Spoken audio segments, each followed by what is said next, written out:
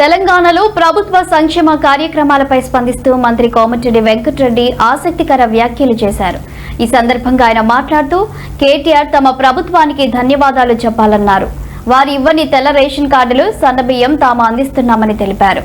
అలాగే 20,000 కోట్ల రూపాయలతో కులమతాలకు అతీతంగా ఇంటర్నేషనల్ స్థాయిలో ఇంటిగ్రేటెడ్ రెసిడెన్షియల్ స్కూల్స్ నిర్మిస్తున్నామని పేర్కొన్నారు. అందుకు కేటీఆర్ తమ ప్రభుత్వానికి ధన్యవాదాలు చెప్పాలని మంత్రి కోమటిరెడ్డి వెంకటరెడ్డి అన్నారు.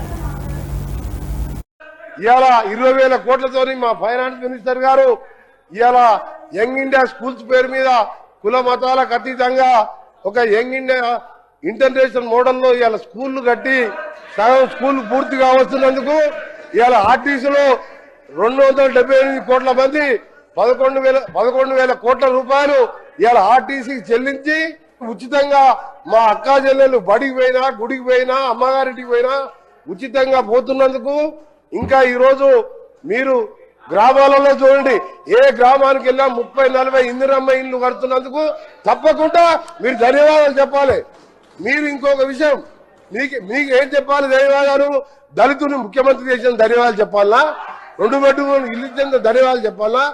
మేము ఒక్కటే చెప్తున్నాం, కేటీఆర్ గారికి మేము చేసిన కార్యక్రమాలు చెప్పండి, మేము చేసిన మంచి కార్యక్రమాలు చెప్పండి. మీరు చేయవలసిన మేము చెప్తున్నాం. మేము స్పీకర్ సార్, మీరు ఒక నిమిషం వినండి. మీరు ఓపిక తెచ్చుకోండి. మీరు కొద్దిగా ఓపికతోని వినండి. మీరు గౌరవ కేటీఆర్ గారు శాసనలో వాళ్ళు ఇంటున్నారు. మీరు ఓపిక తెచ్చుకోండి.